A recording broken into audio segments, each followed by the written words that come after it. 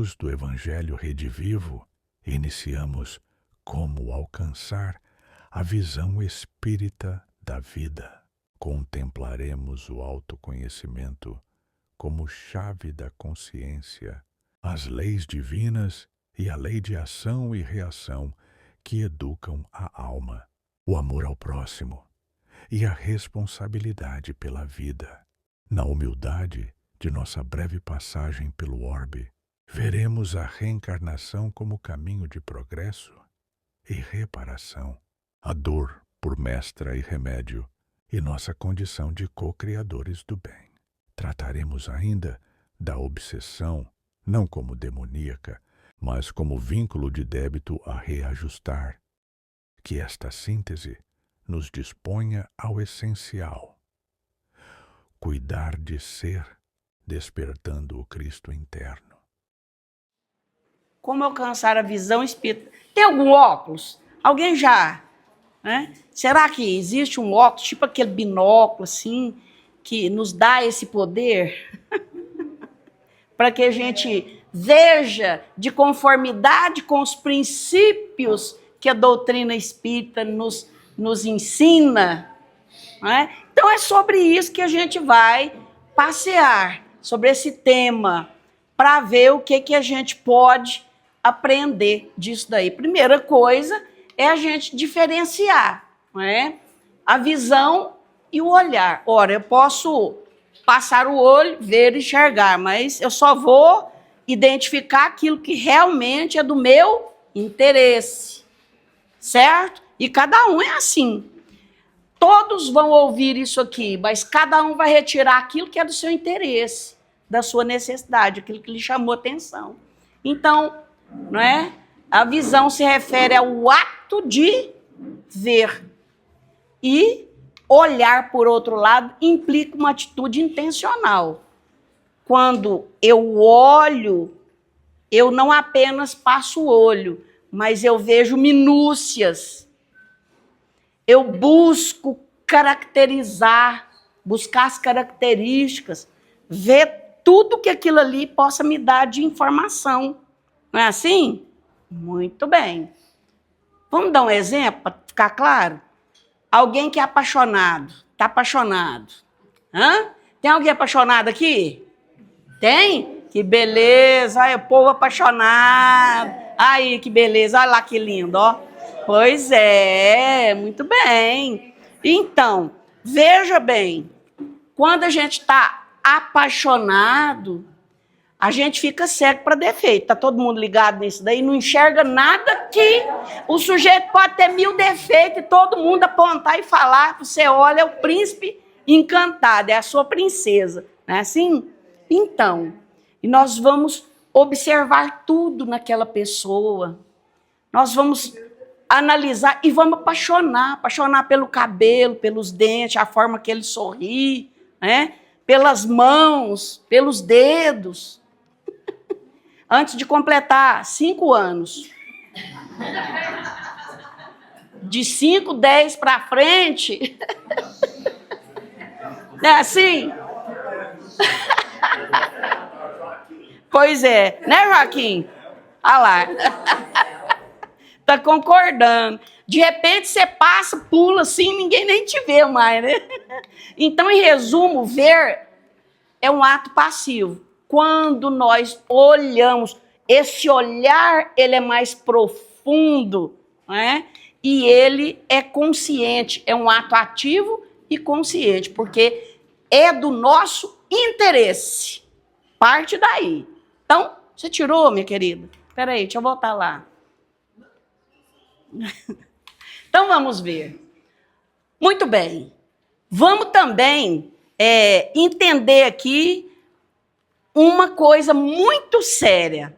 Nós precisamos de entender quem somos nós. Você sabe quem é você? Quem que é você? Uma morena linda? Tudo bem, nós já sabemos. Hein? Pois é. Então, quem somos nós, gente? O que nós representamos no planeta e para o universo? Para Deus, o que somos? Para as pessoas, muitos, nós já sabemos o que somos, que eles deixam bem claro. Não é assim? Mas, para Deus, quem sou? Quem eu sou para Deus? Hã? Filho, amado, querido. Nós somos criaturas dele. Filhos amados e queridos. E para nós? O que eu sou? Que eu sou? Filho de Deus. Amado e querido, acompanhado. Com toda a estrutura para crescer, para vencer. Então é isso que nós somos. Nós precisamos também de compreender o que a gente faz, né, do universo e das leis. Como é que é meu pensamento, meu raciocínio? Desse tamanho, do tamanho de um grãozinho de ervilha, para não falar de mostarda, ou nós já estamos abrindo, expandindo a nossa mente para aceitar novas coisas, coisas novas. Como é que nós estamos fazendo? Então, qual que é o papel que cada um exerce na sociedade? Nós precisamos de entender que todos somos importantes e que cada um de nós tem um papel, né? Tem algo a cumprir na sociedade. Imagine, tira um aqui, tira mais outro aqui, tira mais outra ali, vai desfalcando e vai fazendo uma falta lascada. Ah, mas ninguém é insubstituível, mas é difícil encontrar alguém do quilate de alguém. Da mesma forma daquele alguém, da mesma forma do olhar, da mesma forma da amorosidade que ele demonstra, da simpatia, da disposição. Muitos ocuparão os nossos lugares e nós, com certeza, estamos ocupando o lugar de alguém, mas não é a mesma coisa, porque cada um é uma individualidade, não é assim? E todos são importantes. Então, de conformidade com as leis que nos governam, as leis de Deus, as naturais, que estão onde? Onde mesmo? Onde? Aqui dentro de nós mesmos, na nossa consciência, não é? Nós vamos dirigindo os nossos atos. Que leis são essas? Elas me orientam a seguir o quê? E para quê? Vamos substituir a palavrinha por quê por para quê? Há uma finalidade em tudo, não é assim? Então, veja bem, meus amigos, tanto para as coletividades inteiras quanto para um indivíduo apenas, tá? A concepção do mundo e da vida é que vai determinar os deveres que cada um tem e mostrar o caminho que ele precisa de adotar, de seguir, de trilhar, né? Então, a vida, sob a perspectiva do espiritismo, vai muito além da existência material e imediata. Tá certo? Muito mais além, né? Porque a vida material é finita, mas a espiritual, né? Nós temos a imortalidade aí do nosso espírito. Então, meus queridos, a passagem aqui na Terra é temporária e é curtinha. Se nós não melhorarmos o nosso olhar, se nós não mudarmos os nossos conceitos, nós vamos atropelar os outros e vamos atrapalhar. Atropela e atrapalha, né?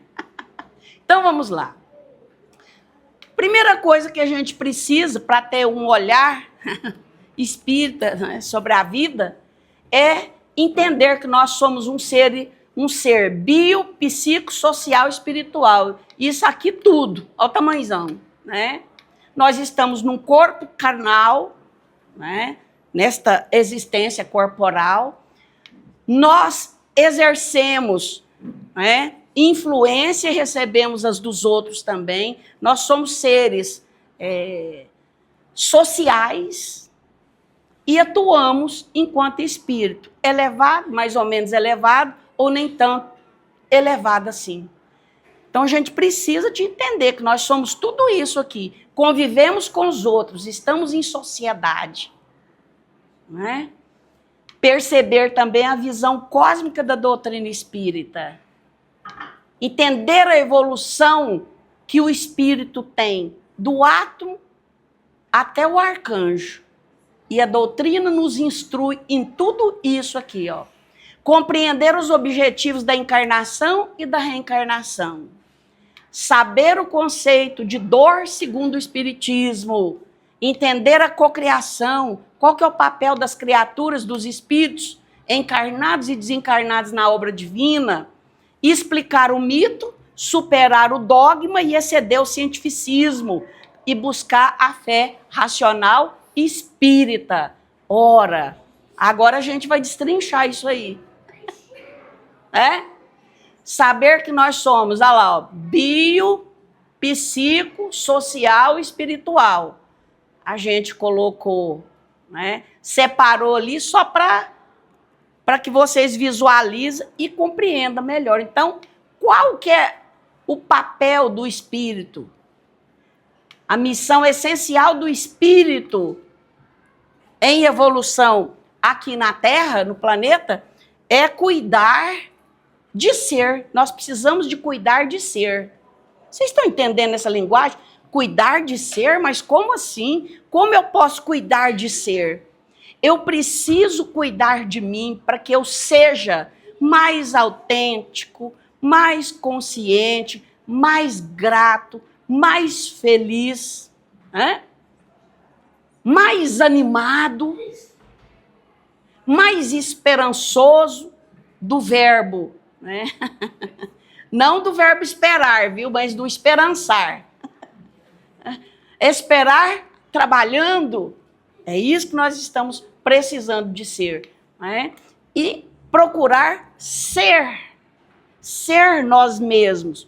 Eu preciso entender que eu tenho que ser eu mesma. Eu não posso tentar ser você e nem ser você. Não posso ficar comparando pessoas e nem me comparando aos outros. Porque cada um está a cumprir o seu papel, tá certo? Então, ó, nós estamos precisando ser muito mais amorosos conosco e também com o nosso próximo. Tolerância quase não precisa no planeta, né, meu povo? Pois é. Então tá aqui, ó, pra gente não esquecer. Mais tolerante, mais grato, mais gratos, ok? E mais otimistas e felizes. Quando nós vamos expandindo a consciência e compreendendo cada vez mais essas coisas, nós estamos investindo no ser integral que nós somos, que precisamos ser, tá? Integral, ou seja, crescer em todas as formas, psicologicamente, intelectualmente, espiritualmente, em todas as nuances, ok? Joana de Anjos já tem o quê? Mais de 2 décadas batendo nas obras da psicologia espírita, falando desse ser integral aí, ó, tá? Então, para buscar uma fé racional, para não ficar acreditando em histórias da caronchinha, para não ficar repetindo coisas, não é? Sem compreender, nós precisamos de passar por esse pedacinho aqui, ó. Explicar o mito, superar o dogma e exceder o cientificismo. O que é explicar o mito? Esse mito aqui é o mito da cosmogonia, tá? Da criação. A gente sabe que aquela coisa do Adão e Eva, do paraíso, aquilo são lembranças de uma parte de capelinos. Essa coisa do paraíso perdido, aquela coisa toda, eles vieram extraditados para cá, eles traziam isso vivo nas suas lembranças. Não é? Nós não podemos achar que tudo começou ali com Adão e a Eva, certo? E que principalmente nós fomos tirados de costela de qualquer pessoa. Para com essa história. Esse negócio, sair da costela. Por que vocês não saíram da nossa costela? Uai! Ou não é? Tá certo. Então vamos lá, meus amores. Cadê? Quem falou meu nome? Cadê? Eles não saíram da nossa costela, mas saíram do nosso útero. Pronto, matou a charadinha. Então, veja bem, essa narrativa que explora a origem do universo e da vida através de lendas, de mitos, de contos, de lembranças, já não é mais para esses tempos. Hoje a gente já tem condições de compreender isso de uma forma bem real. E a doutrina explica nos mínimos detalhes todas essas coisas. Então, superar as explicações também da fé dogmática. Né? O dogmatismo, ele foi criado por homens. E dentro de cada núcleo religioso que se teve, né, selecionaram ali um grupo de pessoas para decidir como é que vão se desenvolvendo e desempenhando o papel de cada um, os rituais dentro daquela crença, daquela fé. Né? O espiritismo não tem isso, não. Não tem, né, o dogma. Por isso que é aquela encrenca. O espiritismo não é religião. É religião, sim. É também. É ciência e é filosofia. Não neguemos a parte religiosa do espiritismo. Por quê? Ele não é daquela forma dogmática ali. Não tem hierarquia, não tem papa no espiritismo. Né? E isso ninguém está criticando as outras, não. A gente está fazendo comparativos para poder entender. Então, nós precisamos de vencer as crenças, aquilo que alguém falou, né?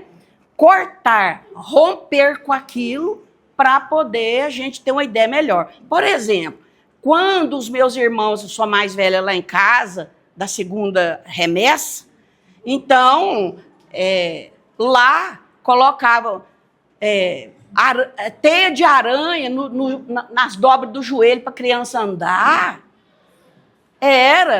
Punha fumo, mas não sei o que, no umbigo das crianças.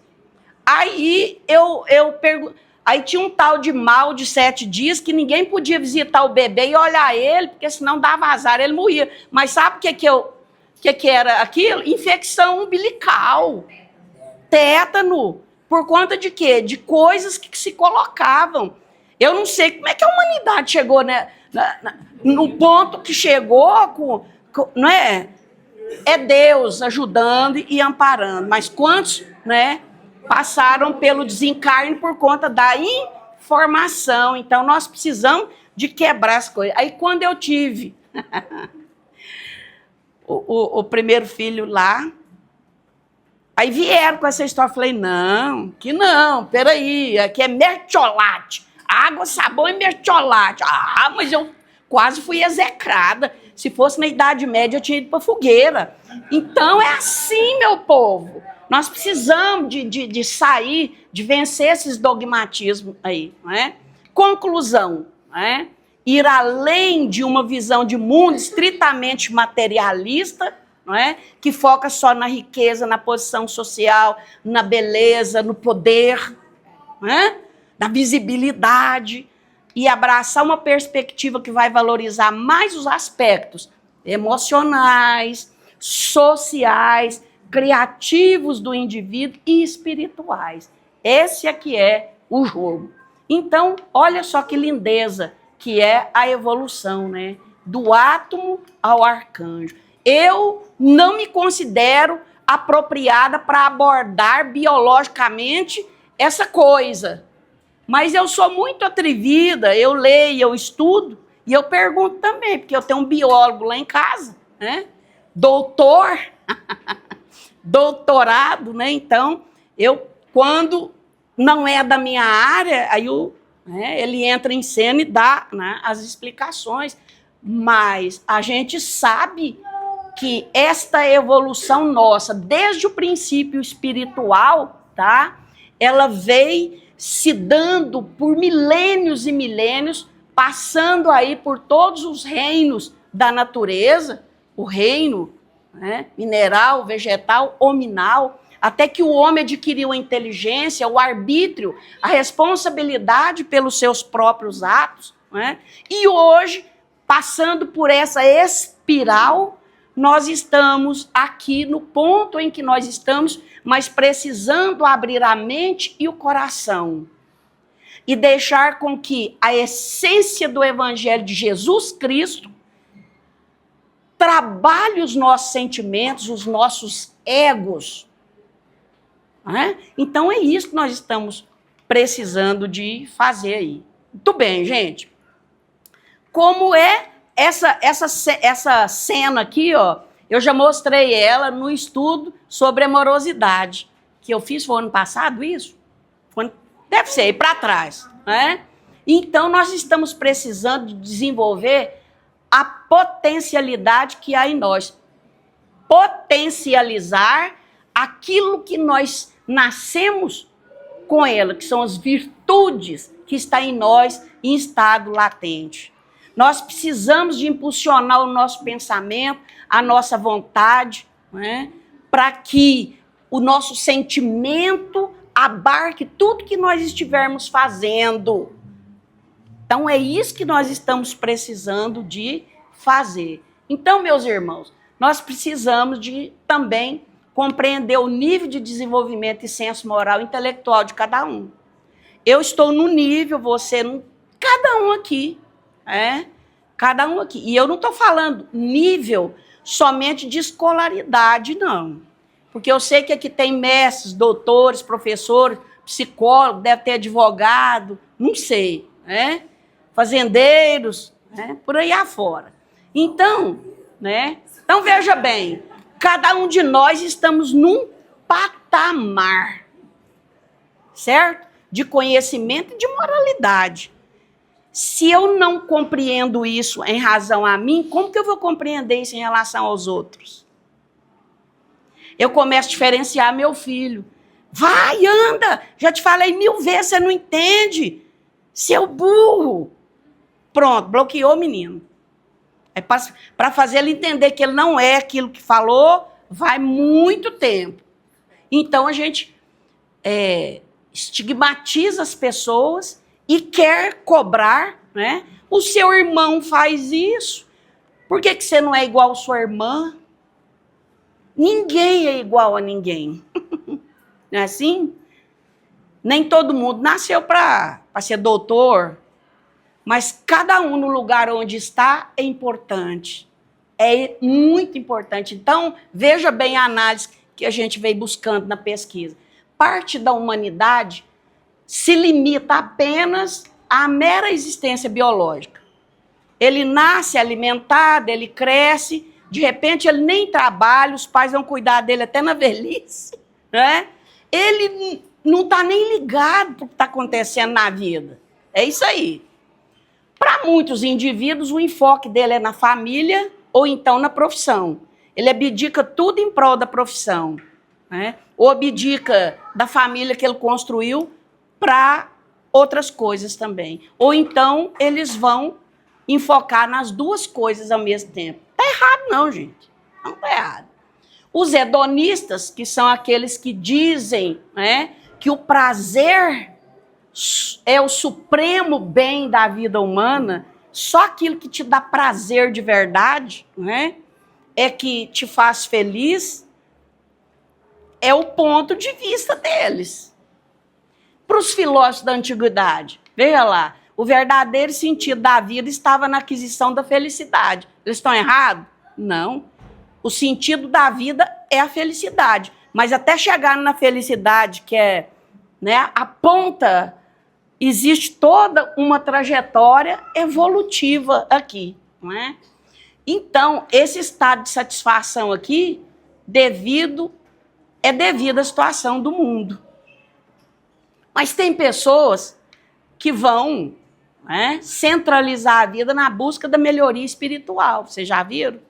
Se concentra mais nesse tipo de coisa, busca estudar, busca ler, reflete muito, observa, analisa a humanidade e a situação. Está errado também não. Né?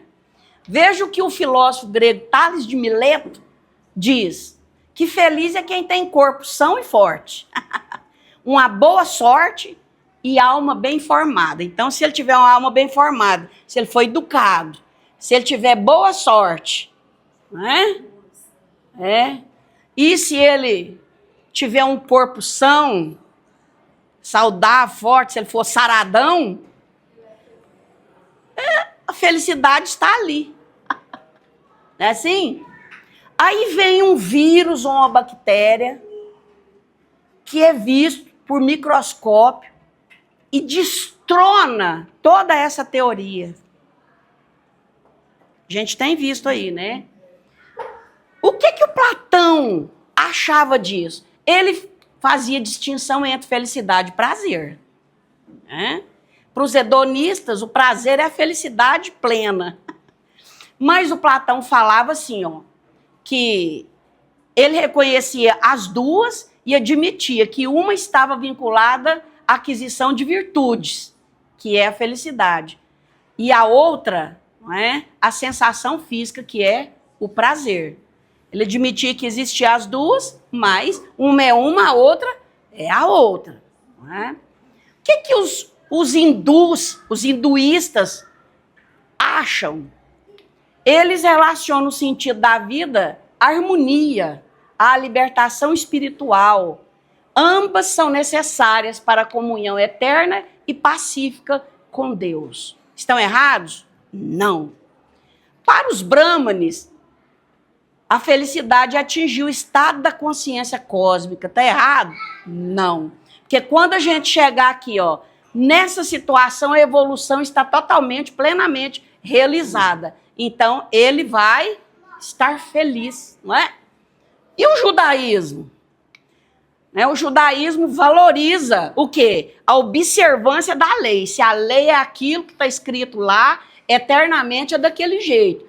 Quem não caminhar por ali, já sabe. Então, né, tudo que está registrado lá no livro sagrado é o que tem que ser obedecido. Né? O que o budismo fala disso? Ele orienta que o sentido da vida está na liberdade de cada um escolher como conduzir a sua própria vida. Está errado? Não. O duro é o indivíduo ter maturidade, bom senso, para que ele dirija a sua própria vida. Né? E para o cristianismo? E para o cristianismo? Jesus fundou alguma igreja? Fundou alguma religião? Ele que fundou o cristianismo? Ele deixou os princípios morais, os exemplos, os ensinamentos. Não é? Mas para o cristianismo, o que o cristianismo fala? É necessário vivenciar, viver esse evangelho totalmente, tá? Por dentro. E o Espiritismo acata as ideias do Evangelho. Por quê? O Evangelho são as lições, o Espiritismo são as lições do Cristo redivivas, trazidas novamente numa ótica diferenciada, para tirar dúvidas, para deixar claro, para trazer mais informações que não foi possível deixar naquele tempo. Os irmãos estão compreendendo? Pois é. Então vamos dar um pulo mais para frente aqui. Para que nós evoluamos e cheguemos na expansão dessa consciência, nós precisamos da encarnação. E o objetivo da encarnação é fazer o indivíduo chegar na perfeição. Aqui a fala do Kardec. Deus lhe impõe a encarnação com o fim de fazê-lo chegar à perfeição. Tá certo? Mas não é automático assim também, não. Nascer, viver, envelhecer, morrer, renascer, automaticamente não. Há que se ter consciência, há que se colocar vida em todos esses momentos aqui, ó. Tá certo? Então, de acordo até com a nossa maturidade espiritual, com a nossa evolução, é o parto. É o parto. Tá certo? É a forma de encarar o desencarne. E também a forma de encarar o renascimento. Está lá numa boa, já acostumou com o mundo espiritual, com aqueles caldos confortantes, aquelas lindezas, grupos de estudo. Aí Jesus fala, pode voltar, porque a gleba está lá para ser trabalhada. Aí a gente cai por aqui, e aí? Né? Começa tudo de novo. Então, gente, reencarnar é recomeçar. A encarnação serve para levar à perfeição. E reencarnar é voltar à carne novamente quantas vezes for preciso. É receber de Deus uma nova chance de construir cenas de existências passadas nas quais, como roteiristas da nossa vida, a gente não soube bem escrever. Nós somos roteiristas da nossa própria existência. Que coisa, hein, gente? Muito bem. No livro Plenitude, do Divaldo Pereira Franco, Joana de Anjos diz assim, ó, o sofrimento humano de natureza kármica pode apresentar sobre dois aspectos que se complementam, que são provação e expiação. Ambos objetivos educar ou reeducar, predispondo as criaturas ao inevitável crescimento íntimo, na busca da plenitude que as aguarda. Então, o seu objetivo, o meu e o de todo mundo é chegar na plenitude, na evolução, chegar no pico evolutivo. É isso aí que nós precisamos. E nós vamos encontrar, enquanto encarnados aqui, ó, muitas provas, testes para provar a nossa paciência, não é assim?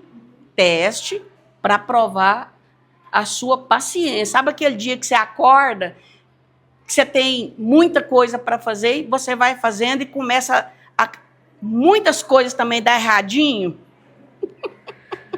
Você está atrasado, é um óleo de chave que cai, é alguma outra coisa, você correu lá para acudir outra.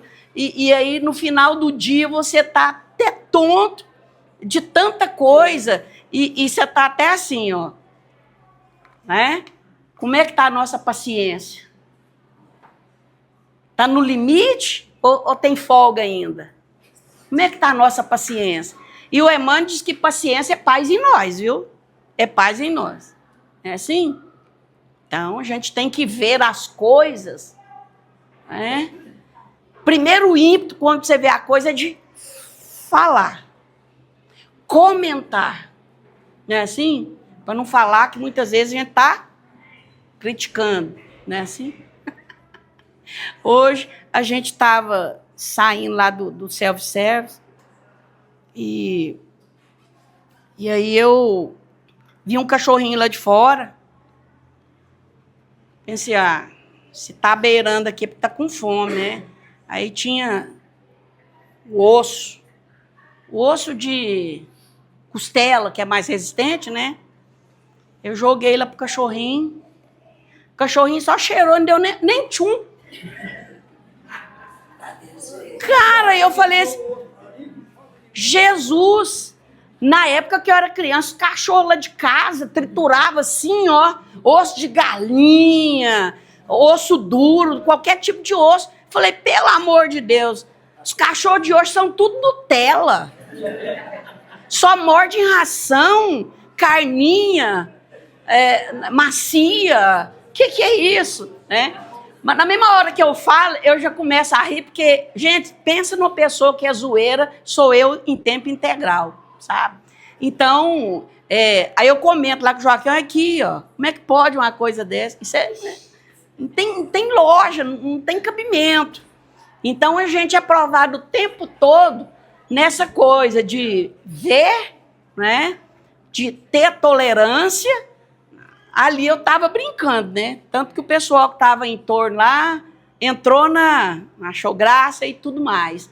Mas e quando é o contrário? Você está fazendo uma observação que não é só aquilo ali que é uma brincadeira. Mas nós vamos caminhando, viu, meu povo?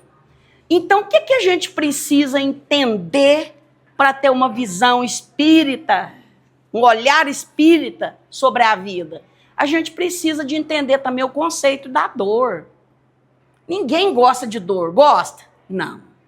De forma alguma. Dor incomoda. Não é assim? Pois é. Mas olha aqui, ó, vocês sabiam que tem a dor débito, evolução, dor crédito e dormição?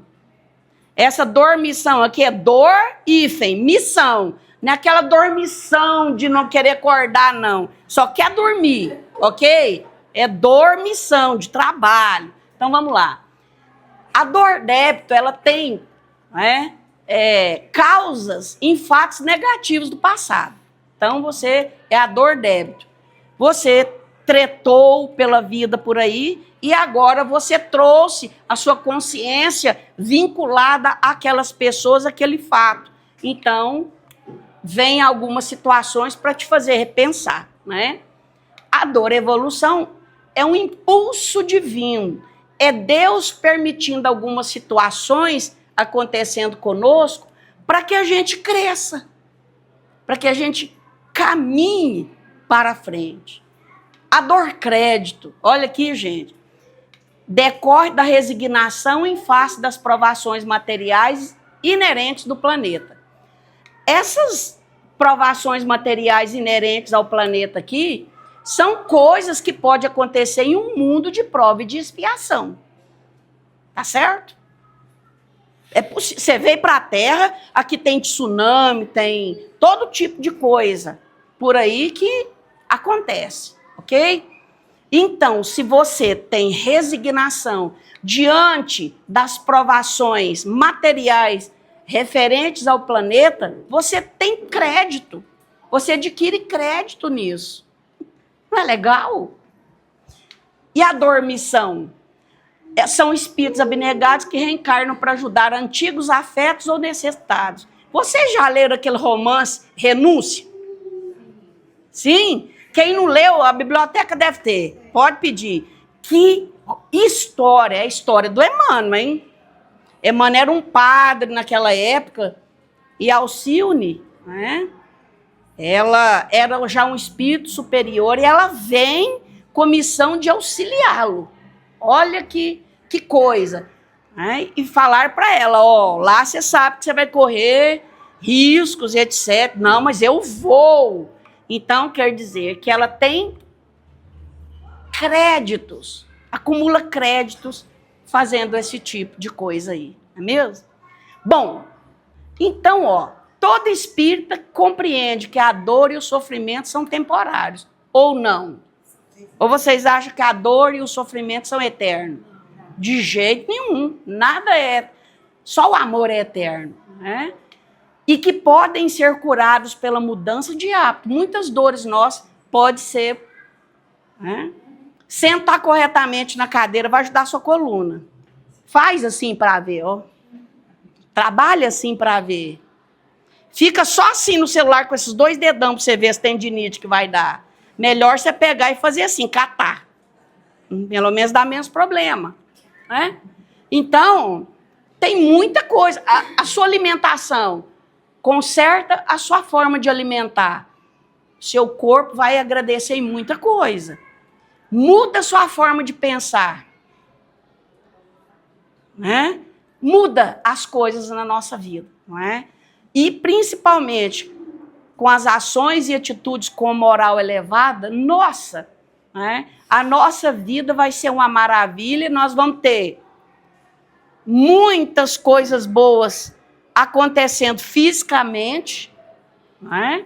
Perispiritualmente e espiritualmente também.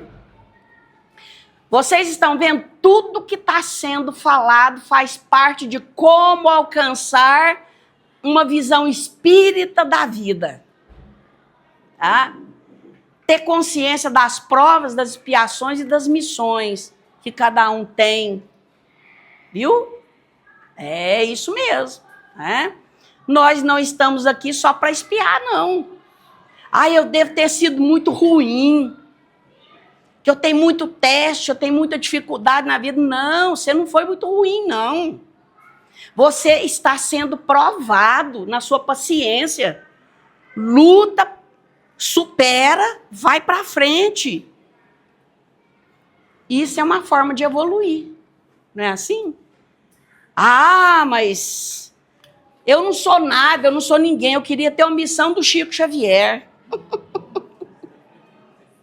Né? Não, nós vamos chegar no patamar dele. Mas, porém, contudo, todavia, entretanto, não obstante, vai demorar um tempo. Então, é isso que a gente precisa de pensar. Então, para ter a missão que ele tinha, a missão é um encargo. Entendeu? Nós temos missão. Você tem missão. Você tem missão aqui, você tem missão lá no seu lar, com sua família, seu esposo. Nós temos missão com a sociedade, com a nossa vizinhança, com os animais, com o meio ambiente.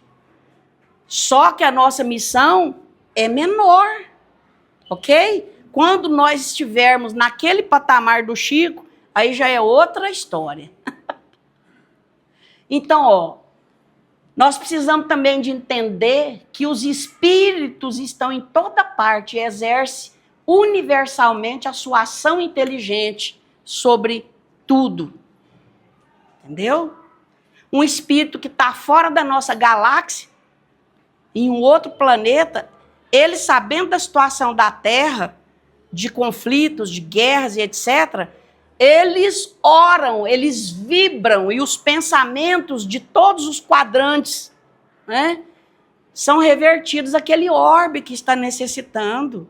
Olha a importância do nosso pensamento, de cada um de nós. O meu pensamento, aliado a milhares, vão colaborar para que as coisas caminhem melhor lá, não é? Então, como os espíritos são seres inteligentes da criação, são almas desencarnadas, né? São espíritos, né? Você tem medo de espírito? Tem medo de espírito? Nenhum. O sujeito pode aparecer para você lá no quarto, assim, no escuro. Ah, senhora! Manda levantar o dedo quem tem medo de espírito aqui. Todo mundo tem, gente. Para com essa história.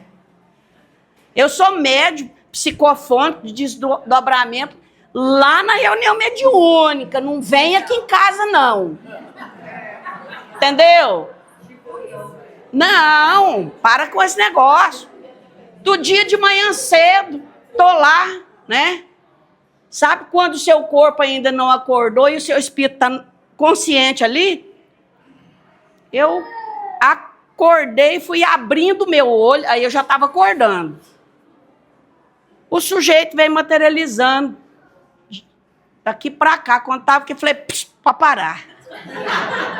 Pode parar, é lá no centro, aqui em casa não. Falei 3 vezes, falei bravo. Aqui na minha casa não, meu filho.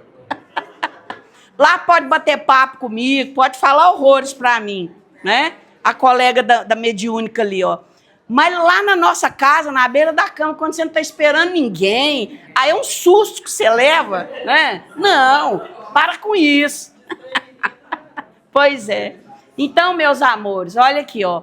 Essa aqui é a escala dos espíritos, né? A terceira ordem é os espíritos imperfeitos.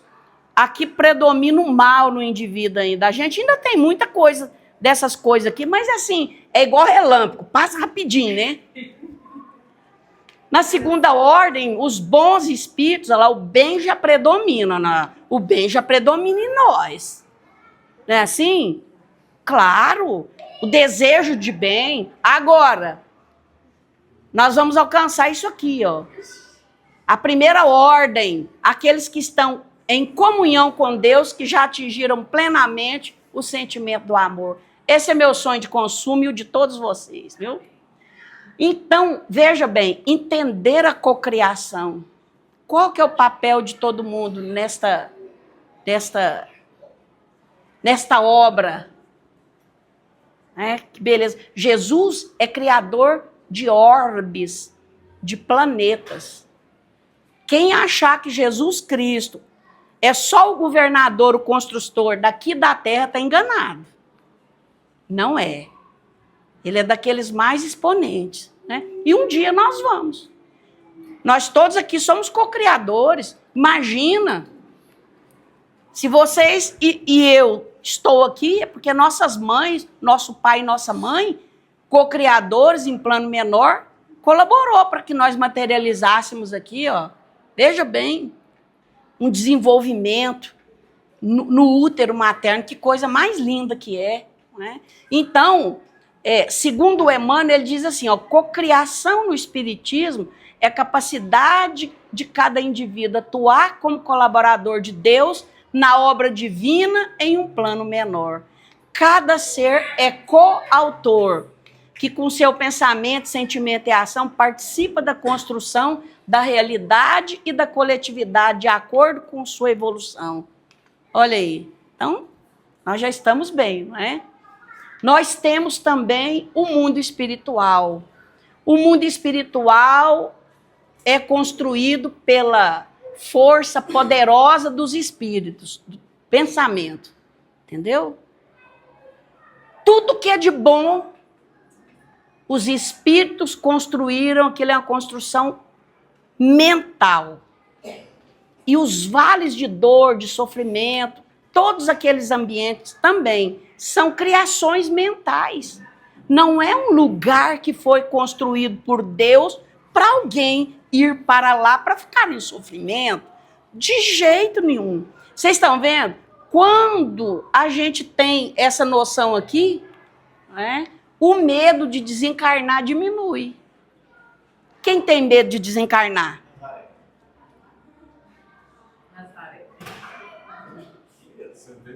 Quem me chamou? Não, então não é Nazaré, por isso que eu não estou entendendo, é meu amor, não é assim, fala.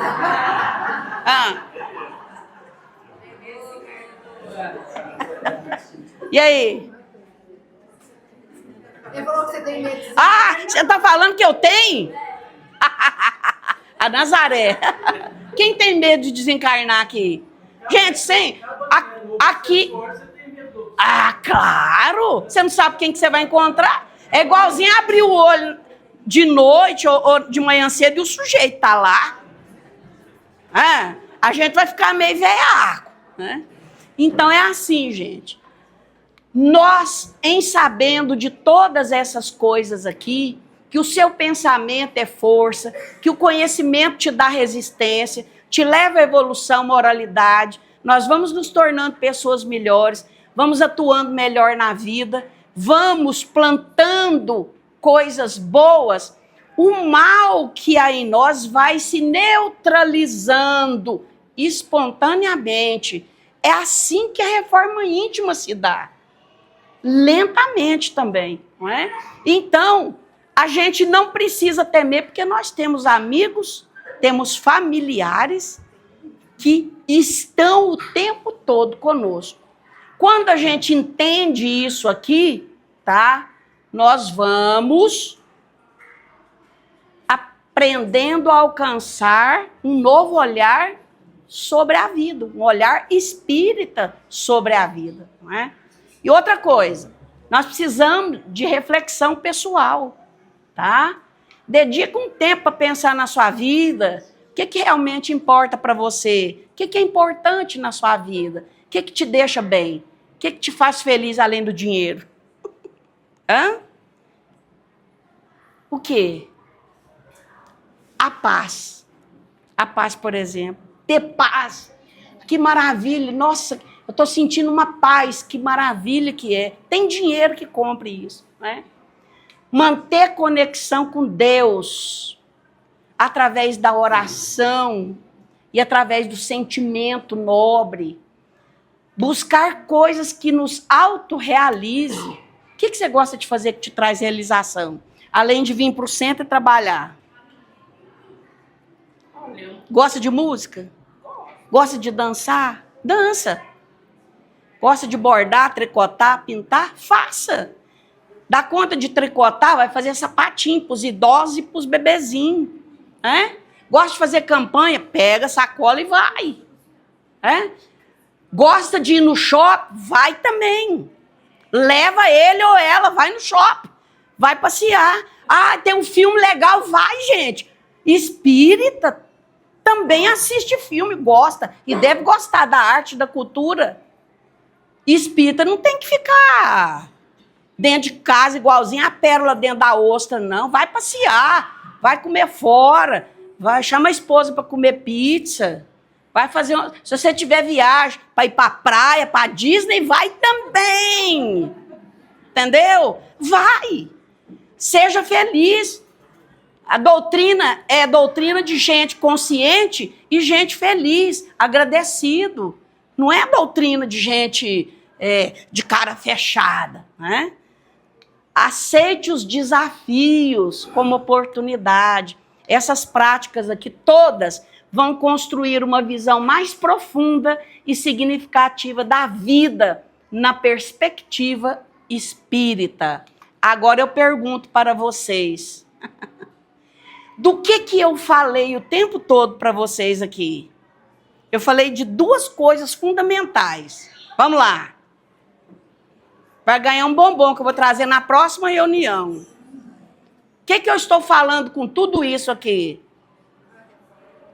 Da reforma íntima, mas para se reformar eu preciso de uma outra coisa. Eu preciso de conhecimento.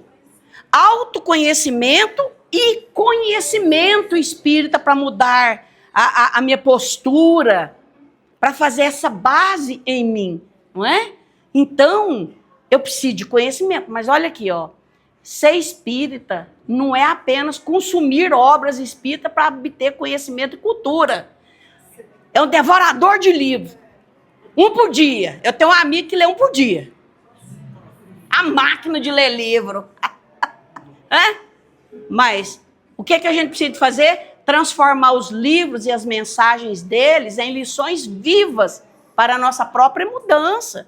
É isso que a gente precisa de estar fazendo aí, não é? Então, meus amigos, nós estamos aqui no planeta Terra, juntos nessa sociedade linda e maravilhosa, com todas as oportunidades, não é? Nós temos o conhecimento que nos ajuda a construir essa nova pessoa, esse novo homem, né, que vai nos conduzir, né, que é um material, um elemento que nos desperta para o trabalho, para a prática, né, que nos faz evoluir, e lá na ponta da evolução tem o quê? A felicidade.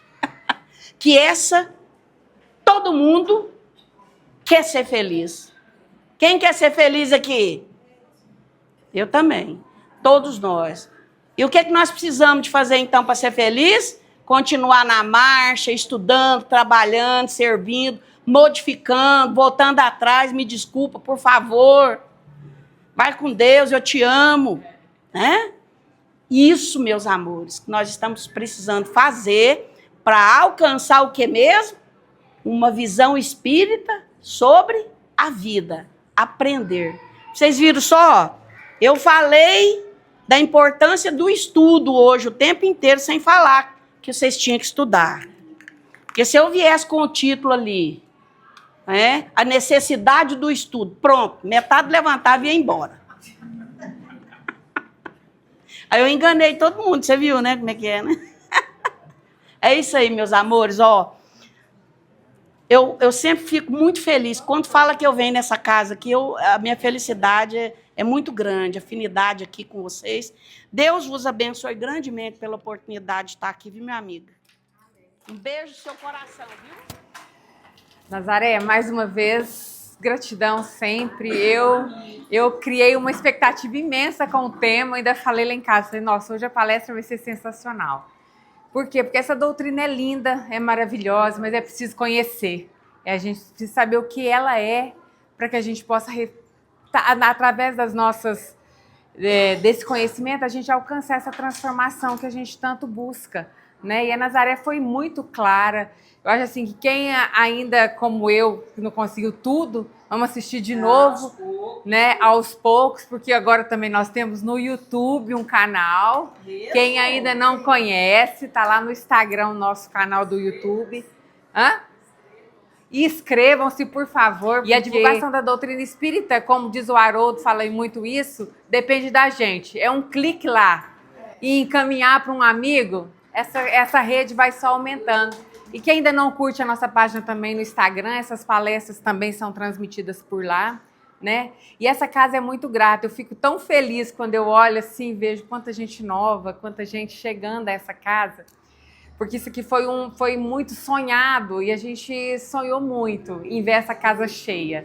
E é muito gratificante realmente ver, né? E eu tenho certeza que a espiritualidade também está muito feliz com todos que estão aqui chegando pela primeira vez, que vieram ver essa palestra linda da Nazaré, que tanto nos trouxe de conhecimento e de base para uma transformação e para uma melhora do nosso mundo, né, Nazaré? Porque a mudança do mundo começa com a nossa melhora, né? Então, que Jesus nos abençoe.